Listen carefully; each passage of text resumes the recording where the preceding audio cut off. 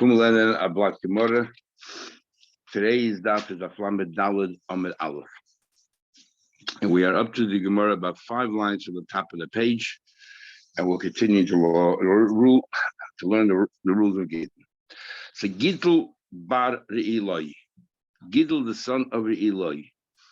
Shadul Gittin Bisa. What we're learning in this paragraph is all about the concept of canceling the shlichus to a get. We said the only way that after a Gamliel Halzak came along, the only way to do that is you got to go directly to the shluchim or directly to the wife and tell them that the get is not valid.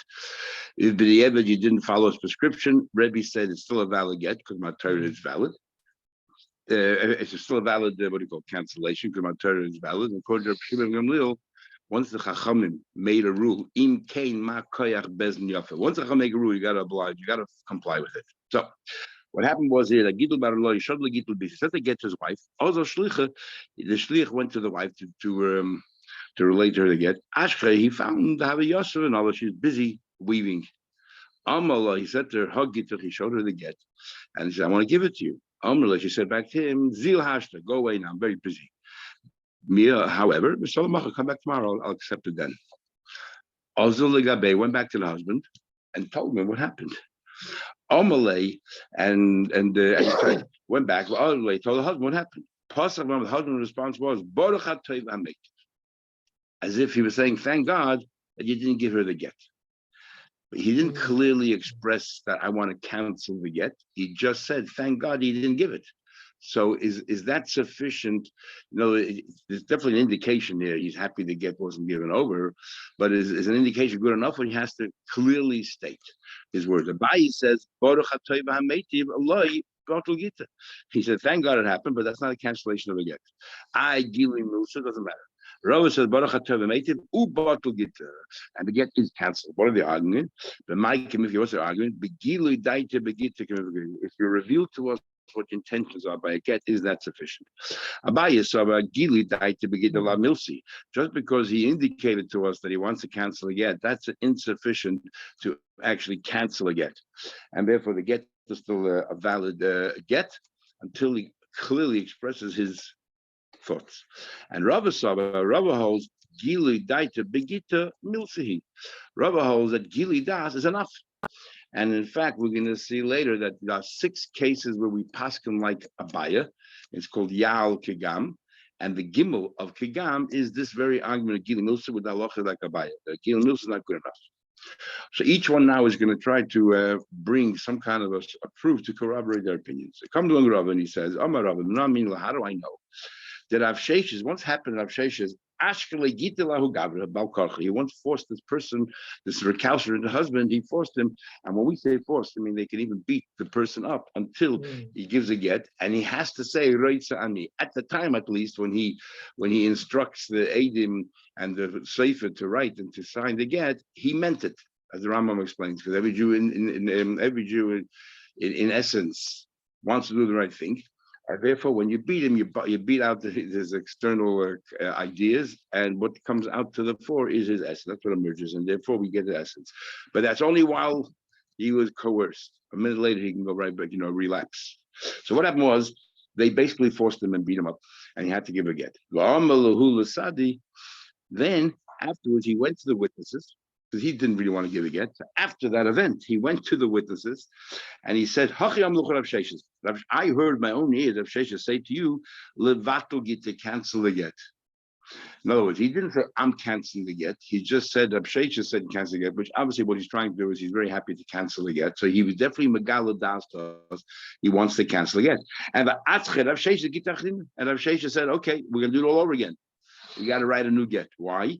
Because Rav Sheshes said that's called a cancellation. Even though he didn't expressly say those words on canceling the get, it was only an indication. We've seen indications enough. Now, why? And according to Rashi, he actually had to rewrite the whole get. Why did he have to write the get again?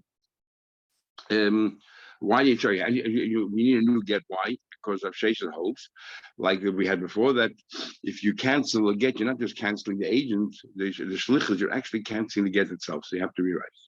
Abaye said no proof from there whatsoever. Why not? Because very simple. What he said doesn't make sense. Does Rav Sheshes have the right to cancel the get? It's only the husband cancel the get. So let's say he's right. Rav Sheshes did say it. So what?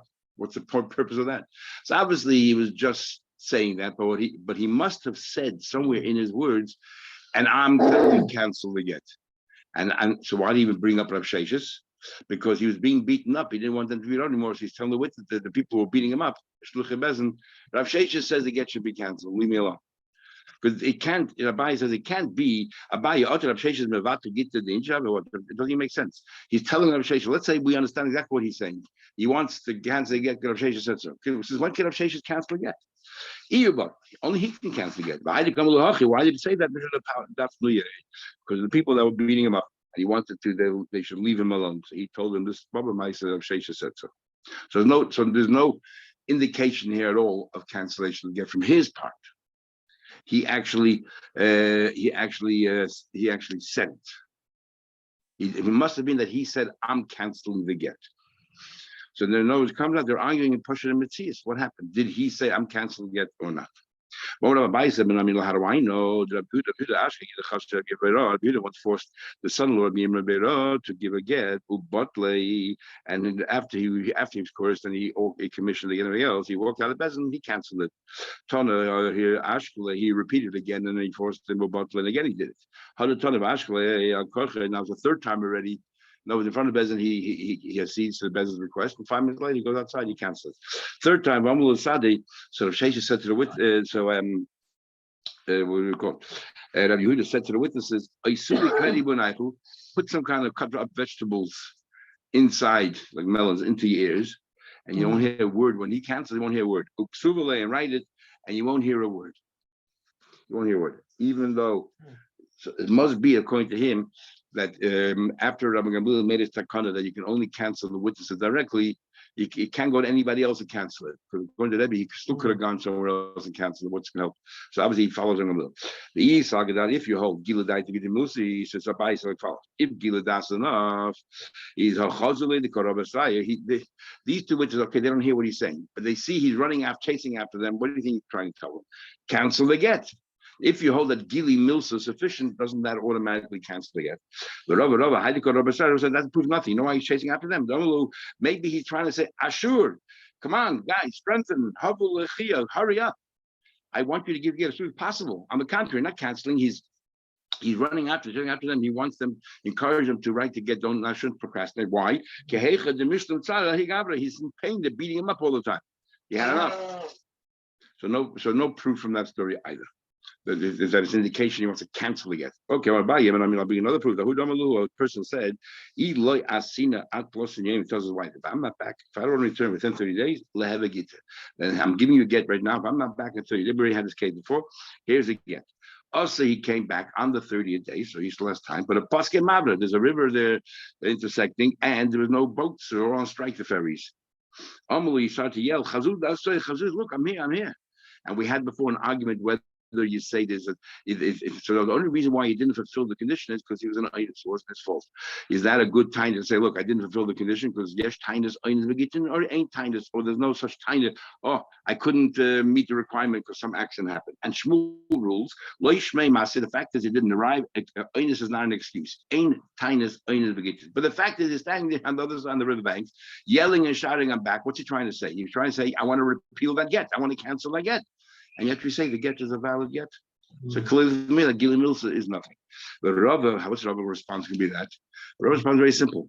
This guy is standing there, he said, look, I'm here. Is he saying I want to cancel the get? Or is he saying I fulfilled the condition? I'm back within 30 days. I didn't cross the river. That's because of because there's no ferries. That's my fault.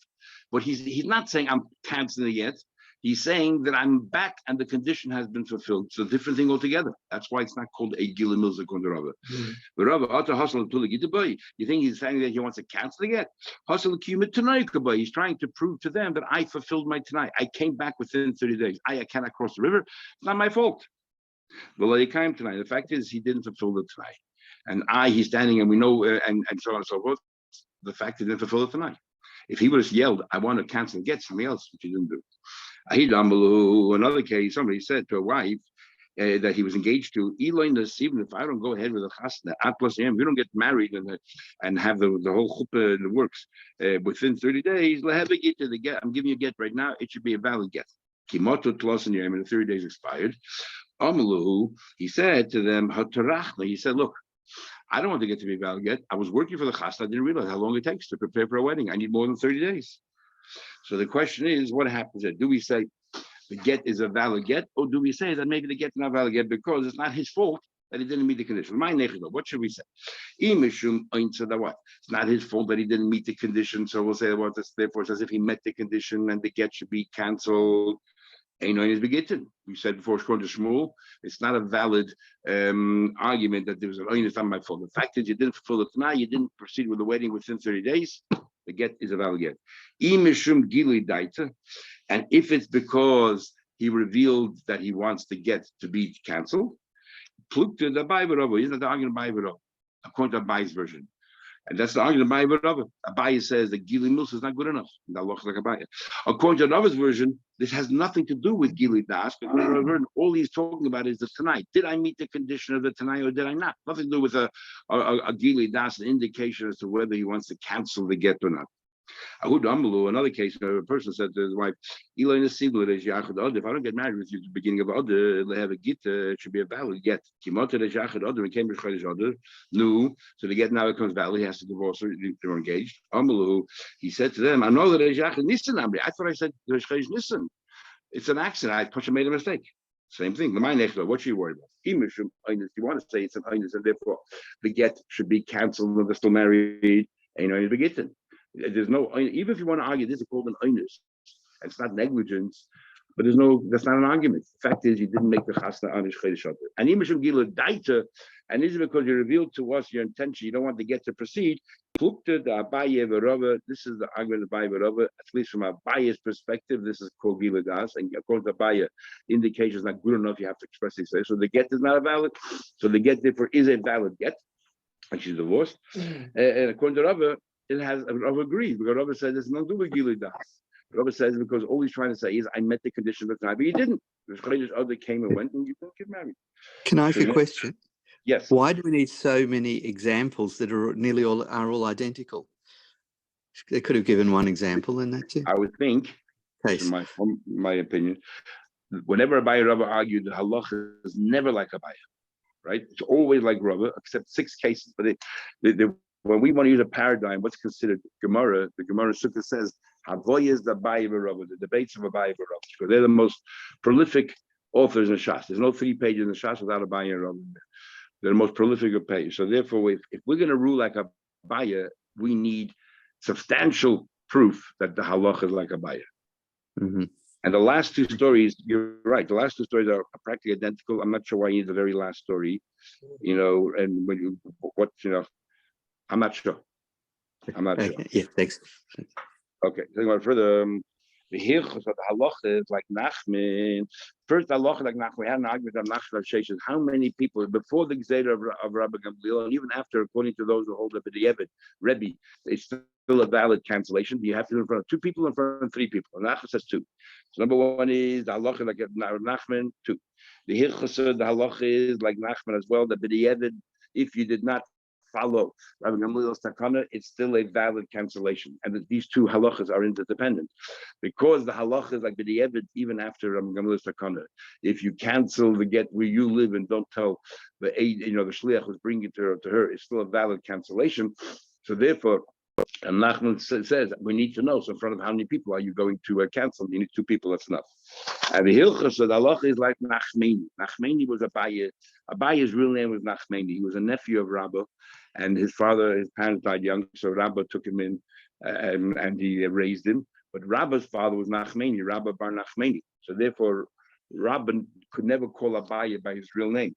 So because this would be his father's name. So they gave him the name of Abaye, different reasons why they gave him the name of Abaye. So hence, generally he's called Abaye. But here the Gemara is talking many years later, it's saying the Hilchos Halach is like Nachmani, which is Abaye's real name. And that is a Gilui Das. Gilui Das is not good enough to cancel a get. You actually have to say the words. Okay, next Mishnah. This little piece of Gemara here in Halacha is extremely important when you write a get in the names of a person. What names do you write of a person? For example, a person has more than 1 name. In the olden days, if you look in the Gemara, nobody really had 2 names. Everybody had 1 name and that was it. And when exactly he started 2 names is not clear. but the Rishonim right that sometimes people they had to change their first name. We don't know last names really. Change their first name if, let's say, they owed debts, they ran away, or they were wanted by the government. So they would go to another city and change their names. So which name do you put on the get, and so on? So says the Mishnah. And it seems that also people used to have more than one wife, and the wife lived in different cities, and he would sometimes live in this city, sometimes live in that city, and he was known in this city by one name, known in that city by another name. If we write only one name, which name do you write? The name where the get is written, or the name where the get is being given? Big machlek is showing there as well. Says the Gemara, in the beginning, in the beginning, if he had two names, one, let's see here, one in another city, and he would, according to Rashi and many of the Rishonim, he would write the name that he was known by in the city where he wrote the get, even though it was a change, because he's giving it to his wife who lives in another city, and where she's about to receive the get, he's not known by that name. So Mishanish, which that's called like changing the name. So according to Rashi, those are Rishonim, you write according to the place where the get was written. According to others, you write. They used to write according to the place where the get was given, and the logic makes more sense because she is there. If nobody knows the husband by the other name, they're going to say to her, "Who divorced you? It's not your husband, somebody else." Anyway, but that's a machlekes of Rishonim. But that's what I mean changing the name. He was known by two different names, and he used one of the names that he's not known by another place. So and it's also in the city. Sometimes cities have different names, known by different names. His kid, he came on the Milzak and made the comment. This is what you should write. Each Pliny, this person is divorcing his wife. The Choshum, she Yeshvin, all the names that he has. Big Machlek is right here in this long place between the Bahag and a short place here between the Bahag and Rabbi Tam. According to the Bahag, when the Mishnah said you're right, and all other names that he's known by, that's exactly what you wrote. And all other names, those words, and all other names he was known by. And you don't bother spelling out what those names are. Rabbi Tam has a problem with that because not everybody, and that's your normal template of a get. But Rabbi Tam, whatever you have no other names, that will itself will disqualify the get. So Rabbi Tam learns that the Mishnah is telling you what to do. You have to record every single name that he's known by. His other name, nickname. And let's continue. She has each planes. The whole shum she has another name that she has. This is for tikkun olam, as we'll see. Why we don't want people to go around saying, "Oh, this person never divorced. It's not your husband because he's known by Yechon and says that Yosef divorced." Says the Gemara, that the people overseas sent the letter and Gamliel. People who come from Eretz Yisrael overseas. Shmoy Yosef, his name, let's say, one place is known as Yosef. Here we call Yechon, where Yechon is known as Yosef. There is known as Yechon.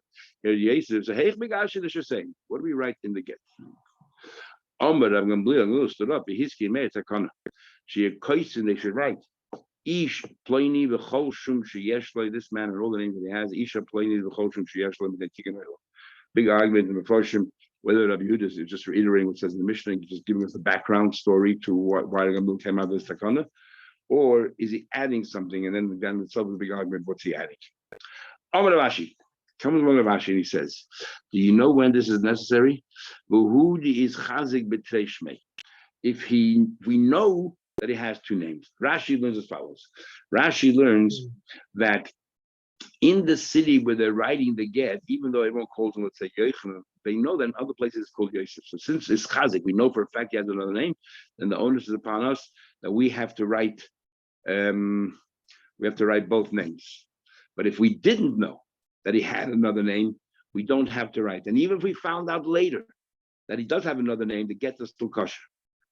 Why? Because all we are worried about is the name that he is known by in the place where we wrote the get.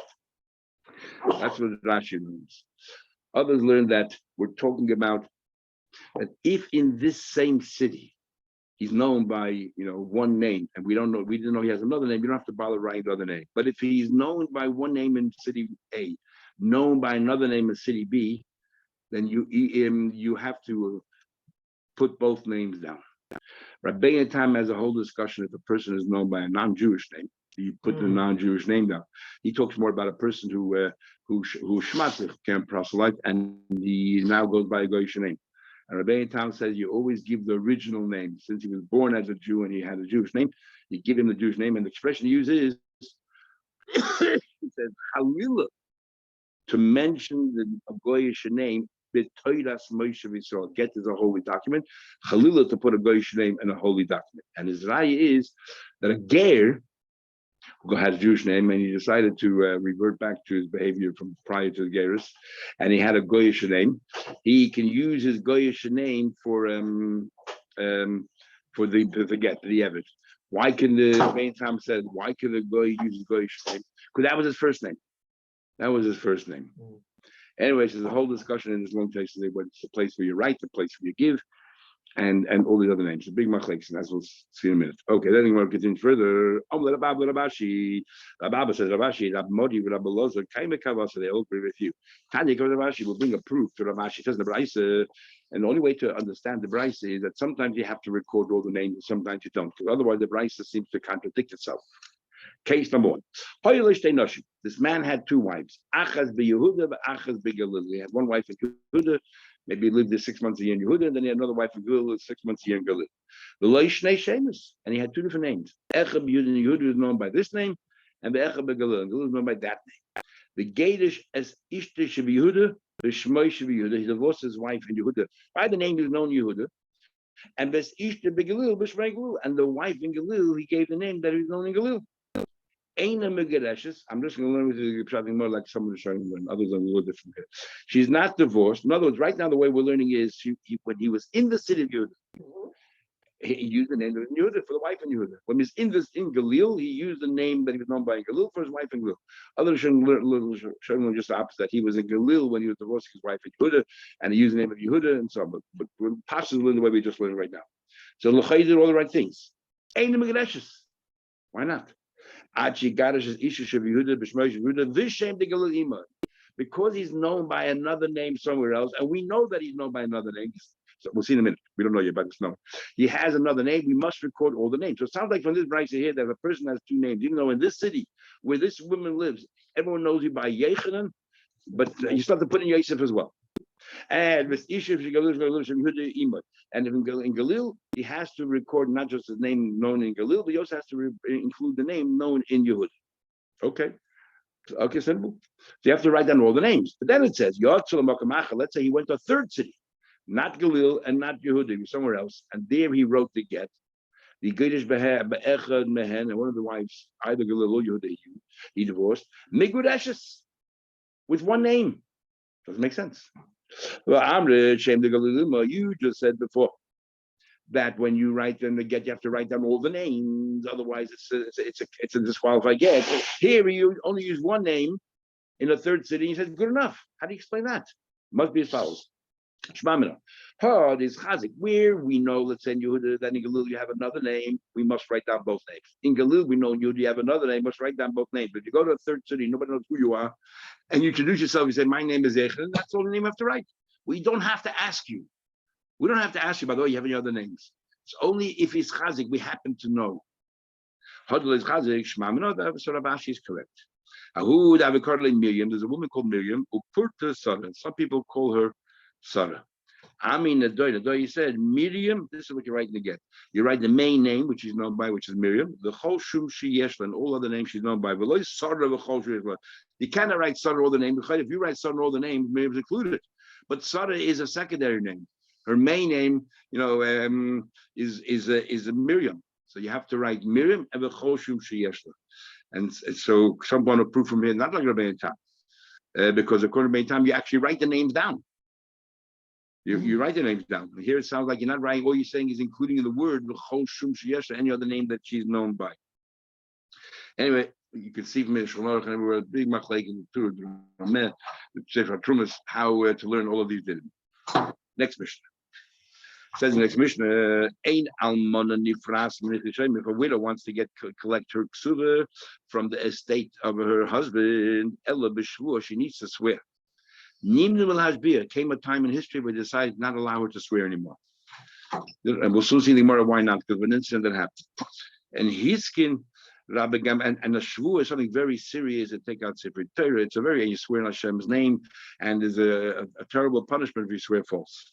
And therefore, we decided not to let her swear, because sometimes if and swear what? Swear that you didn't get paid anything out at all from your ksuba. And sometimes, as we'll see in Gemara, a widow, because she takes care of the orphans, she can convince herself, I'm working so hard over here, this few dollars I got here yesterday, I'm entitled to that. That's not part of my ksuba payment. And she might be a bit relaxed and she'll swear, and that's not good. He's killing a milah hazaken, but on the other hand, if you don't let her swear, how in the world is she going to collect the ksuba? So instead of making a shvua, which is so severe, the third commandment of the Torah, they would make a neder. They would say to them, like for example, the Yisraelim would say, if you got paid out at all, you'll never eat bread again. Okay, that's a neder. You don't have the severity of a shvua, that they can do. And then the guy says so she can collect the ksuba. Number one. Talking about tikkun ha'olam, which we mentioned a few things. So now number eidim chayshman laget tikkun ha'olam. Witnesses sign on a get, because tikkun ha'olam, and we'll see. Also, we looked at Rabbi Lezer hold that the main eidim are the eidim Masira. So why do you have the eidim signing a get? Tikkun ha'olam, in case 20 years from now, people challenge the get, or people say, "How do we know you're divorced?" You can produce the get with the witnesses on there, and especially if somebody can recognize the signatures, so it's to help her out. And the third thing is, which we'll learn all about in the next few days, Hillel Hiskin Prusbul. The whole concept of principle to avoid Shemitah, canceling all your debts, where we hand over, we learned this before, you relay all of your debts to the hands of a bezin, if they take an item to help the world out. So more.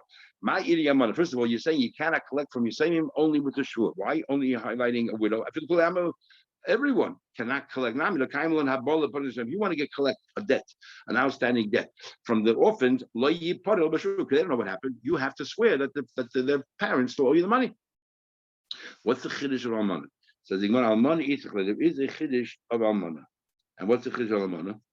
The Savran, I would have thought, we want women to want to get married, and the security that they have is that if anything goes wrong, they'll still be provided for. They have a ksula. So why make it difficult for them to obtain the ksula? If you make it difficult, everything else, and make it swear, and not everybody wants to swear, the woman says, "Why should I get married? I have no security in life in the future." They kill it about it. So maybe to make things lenient, we're not going to ask her to swear. That no. Why in the world did we deny Almana the opportunity to swear? Says the Gemara, my timer. Is it because Rav Kahana said, what's that? Rav Kahana once said, Rav Yehuda once said, name of Rav. There was a story about the Mechara person, the Shnei Batzaitis, there was a hunger famine. Shehivkid dinner zov eitzel almana. He had a golden coin, he gave it to this widow. He said, do me a favor, I want you to mind it for me. And she put it, to hide it, she put it into a barrel full of flour. And over time, she forgot that she put it there. And she baked all that flour because it was a famine, so everybody was hungry, took whatever food we had. She baked the flour, and the coin was in it. And then a poor person, she's a very generous woman, a poor person came during the famine, and she gave him that loaf of bread with the coin inside. The Yamim, a while later, Bob Baladina, the owner of that coin, came, and said to her, Havili dinari, I would like to please return my golden coin. Amrle, she said, she absolutely did not remember that he gave her a coin to mine for her. So she said, what are you talking about? You never gave me a coin. I never enjoyed the benefit of a coin. Both of my children should die from poison if I had any benefit from your dinner at all. She had no recollection that she ever got it, and she did not use it for her own benefit. She gave away to Taka. You didn't even know. They say, a short while later, one of the children died. The rabbis heard about it. They said, they heard the whole story. I guess then she remembered. She swore truthfully. When she swore at the time, she actually was truthful because she never had any benefit, even though, she should have known that she had, but she had no benefit. She gave it away to tzedakah. If somebody swears false, you know what the results will be if you swear false in Hashem's name. So we don't think it's a good thing to encourage people to swear. Now the question is, obviously, in my time, why did she get punished? She said the truth. The didn't know. She did not say 100% the truth. Why? Because the dinner took up some volume in that bread. If the dinner wasn't there, she would have to add a bit more flour to take up that space. That benefit of that little bit of flour that she didn't have to add to the mixture, that's her benefit. And that's considered a lie. And what do you mean that she swore truthfully? And she didn't swear truthfully. As if she swore truthfully. So then what is he from here about? That's why we don't want them to swear. That's why they stopped allowing them to swear. Says, then why highlight a widow? I feel grushanami. Any boy wants to let the ksuva. We don't want to let them swear. Alama Amar Abzeda Amar Shmuel Lo Shana Alman. Only a widow we don't let her swear. Abu Grusha Mashbin, a divorced woman, we would allow her to swear that she never took anything from her husband. Says Mar Almana Shiny, because she convinces herself that by he hano the Kotorchi Kamidas, when she works so hard for the orphans, Asya Loiru had taken. She convinces herself that she's allowed to take some money, and the money she takes is not part of Ksuva. Tasey wants to know, why did she get punished so drastically? It's an accident. She did not know that she totally forgot. So Taisa says, forgetting maybe sometimes it's an accident, sometimes negligence. But in this case, when you are a shamer, when you're a shamer of Pekadon, you have to be extra careful to make sure that you're not negligent and you put it aside somewhere, that you don't end up using it for yourself. And then later on, if you know it was an accident, it's not really an accident. We trace it back to some negligence. Okay, we continue tomorrow, Mr. Shem.